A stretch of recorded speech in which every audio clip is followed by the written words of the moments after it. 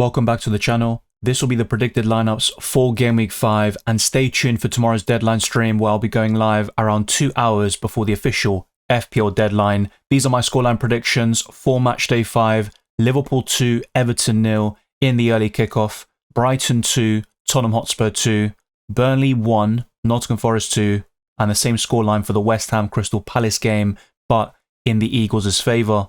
Wolves 1, Leeds United 0, Manchester United 1, Chelsea 1, Fulham 3, Brentford 2, Bournemouth 1, Newcastle 1, Sunderland 0, Aston Villa 1, and Arsenal 2, Manchester City 1. These are subject to change as well. The same goes for my top 10 captaincy options, which I talked about in my team selection, and if there are any updates to the clean sheet odds, they'll be provided in tomorrow's deadline stream, and there's going to be a lot more headed your way with more team news, injury updates, and check the pinned comment of this video to see if there are any significant changes after Friday's press conferences. Only a few of them have taken place at the time of this recording. Be sure to like this video, subscribe to my channel, and also hit the notification bell so you're always up to date with my content, both FPL and UCL Fantasy. The Champions League videos will return in a couple of weeks as we approach the Matchday 2 deadline, but in the meantime, I'll be focusing on Fantasy Premier League, and of course we've got another international break on the horizon, but you'll be up to date with everything you need to know by watching my content throughout the entire season.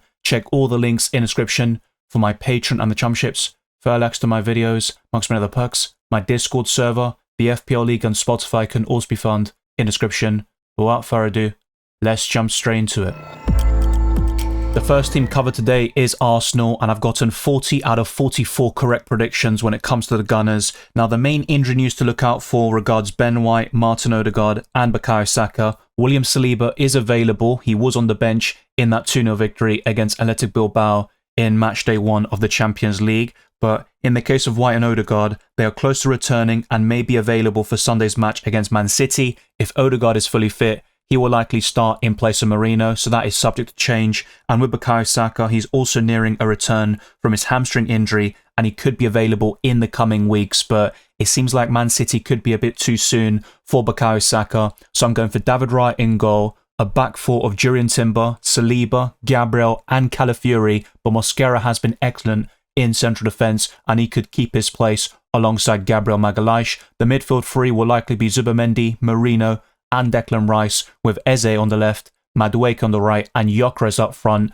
But the two super subs in Leandro Trossard and Gabriel Martinelli made all the difference against Bilbao, and one of them, especially in the case of Martinelli, could be rewarded with a start on the left wing. I would expect Trossard to be on the bench still, but I think Martinelli-Eze is a serious debate for Game Week 5. The next team covered is the out-of-form Aston Villa, and I've gotten 38 out of 44 correct predictions with the villains. Emi Martinez in goal, with Cash, Konsa, Mings, and Luka Dean. Kamara will be a massive boost to that Villa midfield, alongside John McGinn, who can also play on the left and in multiple positions in that Villa midfield. And Harvey Elliott should start after scoring in the Carabao Cup, as Aston Villa lost on penalties to Brentford. Morgan Rogers, Buendia, and Ollie Watkins will likely complete that attacking line for the villains, who face Sunderland away this match day, followed by Fulham at home, Burnley at home, and Tottenham away, so their fixtures remain decent up until Game Week 9. The third team covered in this video is Bournemouth, and I've gotten 42 correct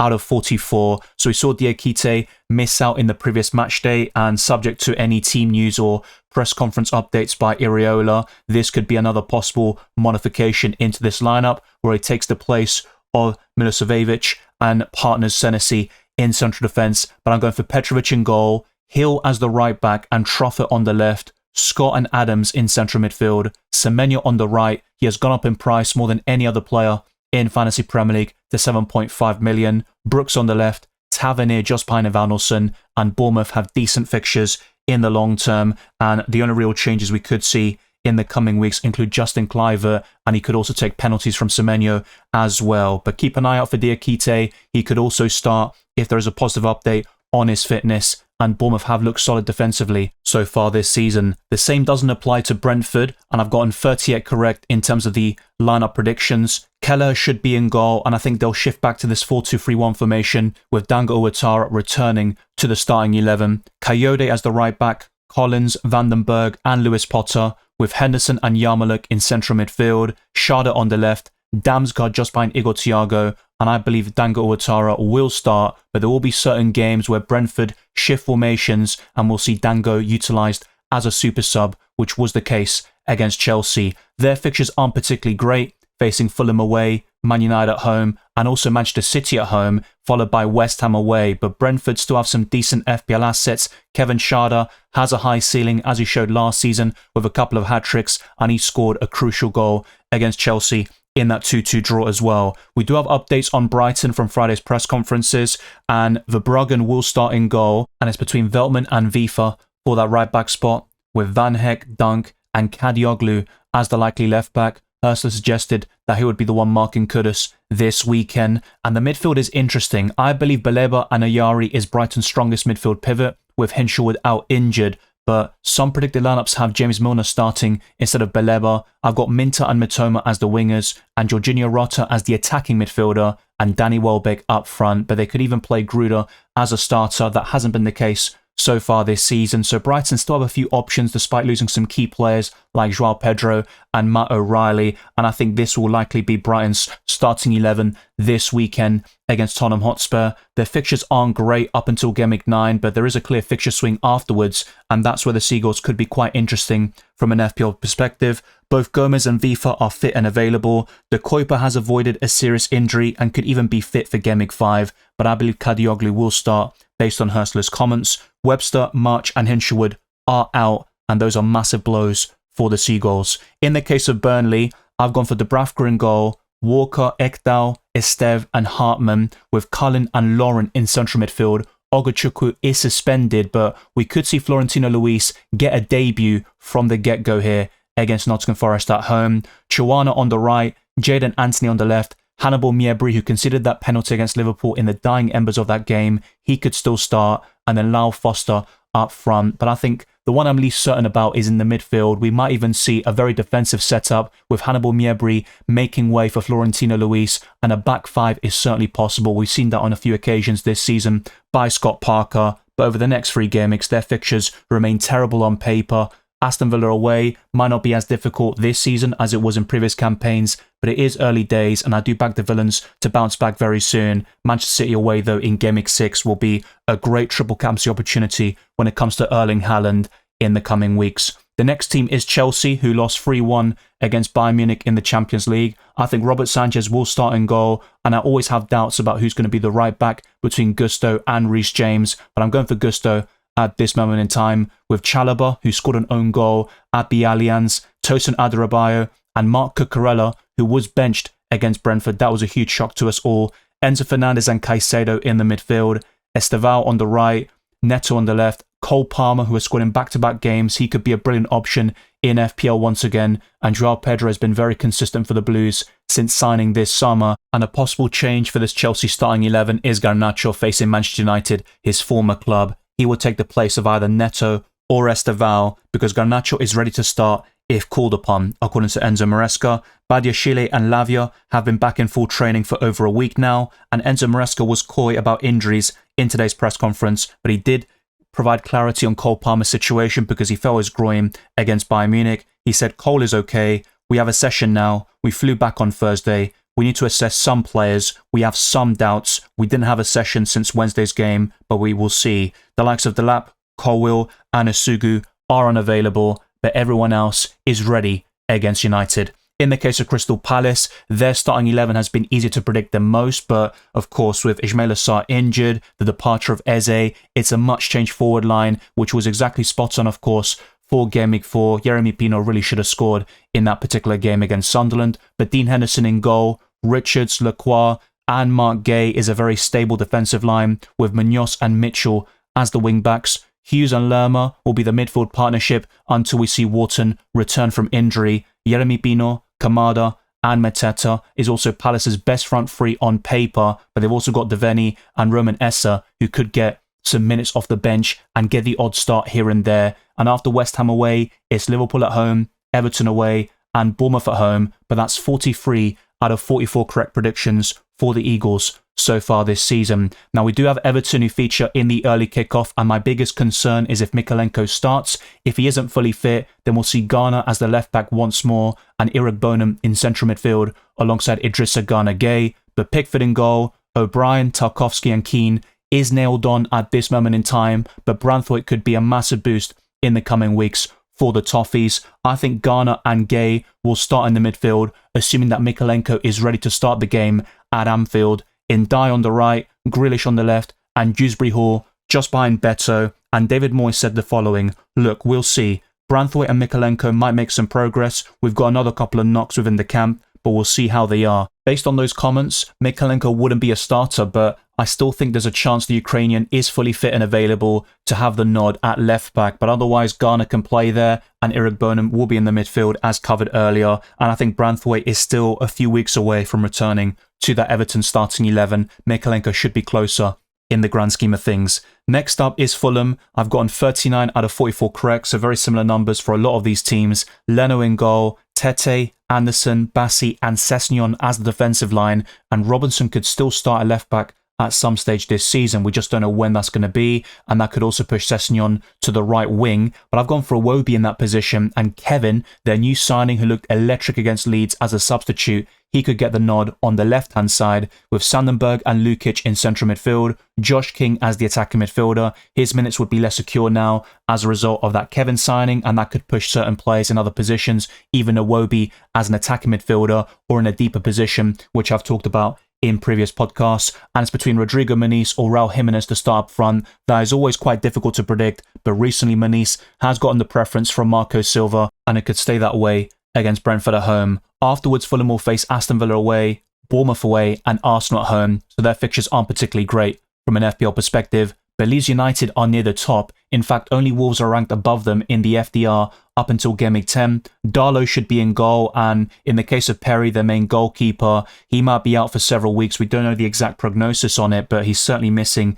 this weekend. Bogle, Rodon, Strauch and Goodmanson is the likely back four, with Ampadu, Longstaff and Stack. And I'm going for Okafor, Nonto on the right, and Calvert-Lewin up front. I think that will be Leeds' likely starting 11, and they've got a few other options on the bench like Aronson and also Daniel James, but he was subbed off with an injury. So I think this will be the front three for Leeds United. Nonto can play on both flanks, and you could argue he's more natural on the right-hand side. But let's now move on to the Premier League champions Liverpool. I've gotten 41 out of 44 correct with them, and their right back situation is interesting because Frimpong is now available. He started against Atletico Madrid in that 3-2 victory. There's also Connor Bradley, who just doesn't get the starts these days. Maybe it's because of fitness, but I think Szoboszlai at right back and McAllister alongside Gravenberch is the ideal situation at this moment in time. With Frimpong, I think he'll start games very soon on a consistent basis. He is the main right back, but they've also got this option of Szoboszlai, who has been brilliant for Liverpool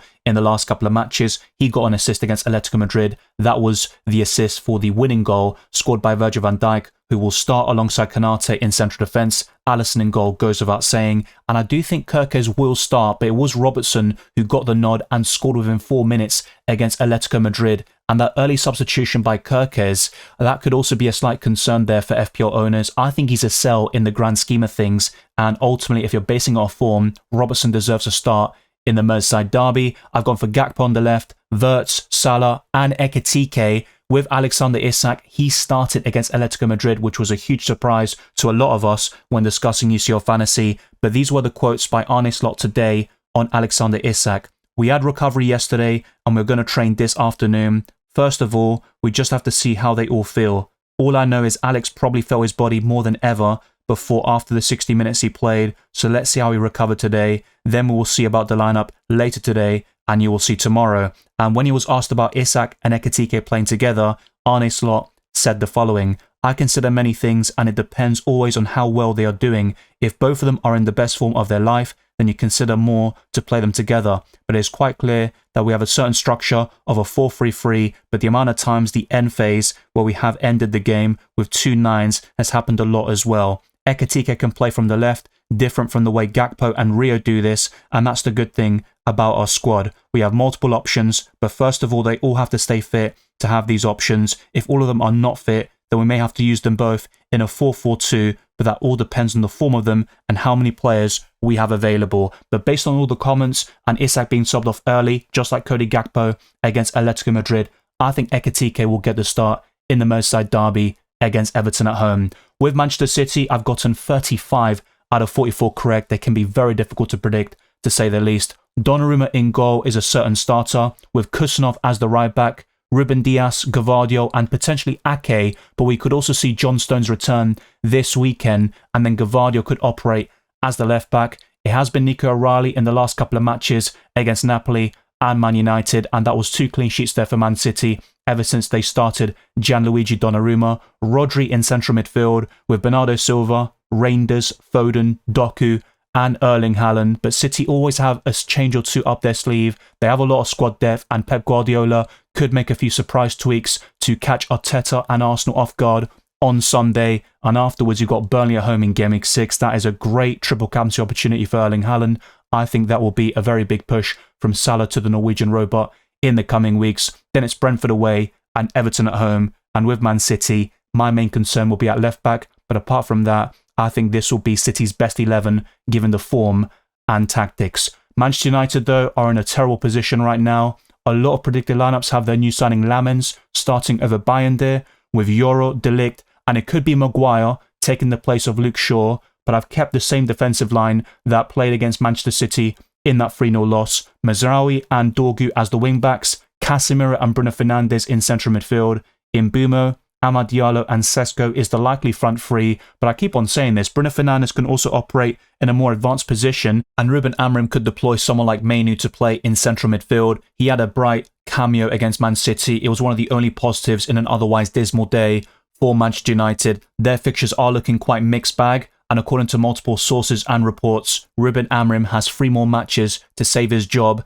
Otherwise, there could be a new manager after the next international break. The next team is Newcastle. I've gotten 41 out of 44 correct, and there were 2 injury concerns after that Barcelona game, which ended in a 2-1 defeat for Newcastle. So Eddie Howe was unable to provide an update on Trippier, who picked up a knock, and Cher, who had a head injury after they were subbed off against Barcelona. Both Ramsey and Vissa will be out until after the October international break. So I've gone for Pope in goal, Livramento on the right, and Lewis Hall to start the first Premier League game so far this season, with Chow and Byrne in central defence, Tonali, Bruno Guimaraes and Joelinton in the midfield, Jacob Murphy on the right. He also got an assist in matchday 1 of UCL Fantasy, and he got the assist for Walter Marder's winning goal against Wolves in Game Week 4. I think he'll also start up front with Harvey Barnes on the left. I think Elanga will be on the bench once more in the Premier League, and Newcastle's fixtures are quite mixed bag, but their record against Arsenal in recent seasons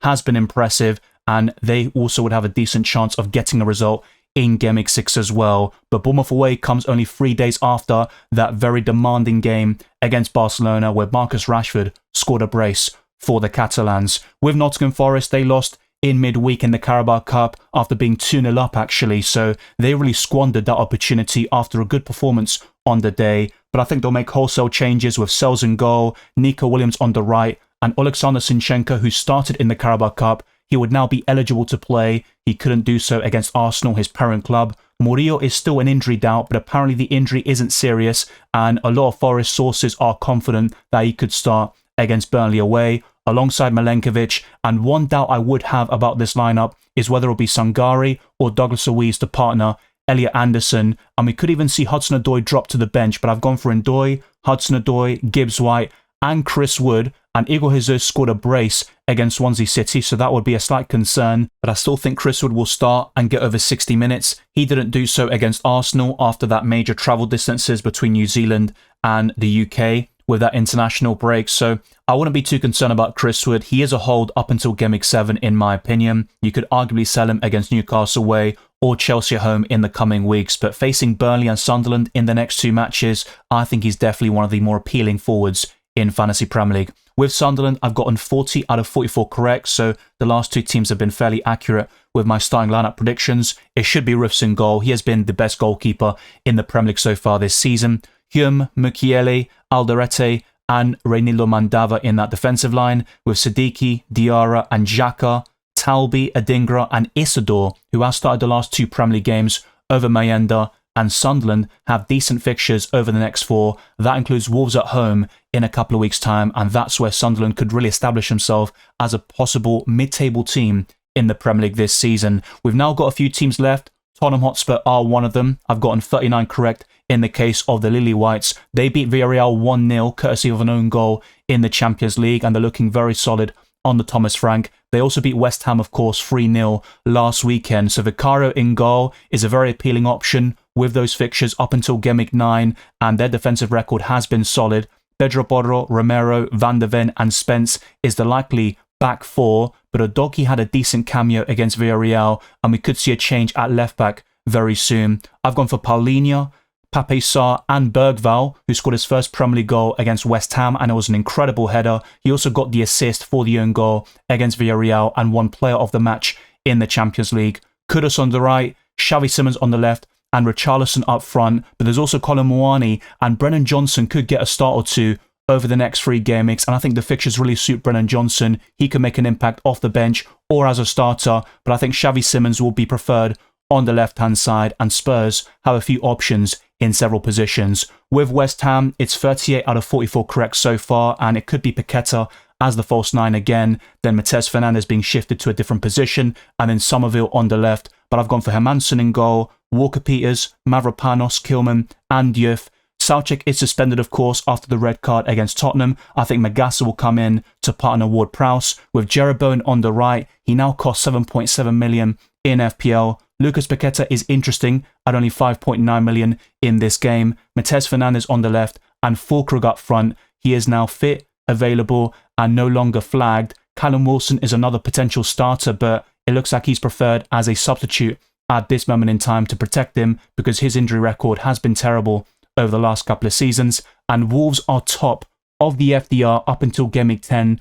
Jose Sarr should be available now. He only missed the Newcastle game due to illness. Whilst Johnston was decent on the day, I still think Jose Sarr will be preferred by Vitor Pereira, who just signed a 3-year contract with Wolves. And their new signing Krejci is a centre-back by trade, but he played in the midfield, and Wolves utilised a 3-5-2 formation, which was slightly different to their normally preferred 3-4-2-1 formation or 3-4-3, as you see on screen. I think Wolves will go back to this with Jose Sarr in goal, Mosquera, Krejci and Totti Gomez in that defensive line, Joao Gomez and Andre in the midfield, Rodrigo Gomez on the left, Hugo Bueno on the right, who is naturally a left back, so they could also switch between the game. And you've got Arias, Hwang Hee-chan, and the new signing Tolu, while Strand Larsen is out injured. Reports indicate he's going to sign a new contract with Wolves for around 3 years. That will be a massive boost, of course, to the club. They face Leeds at home this weekend, followed by Tottenham away, Brighton at home, and Sunderland away from home. They could still go for that 3-5-2 formation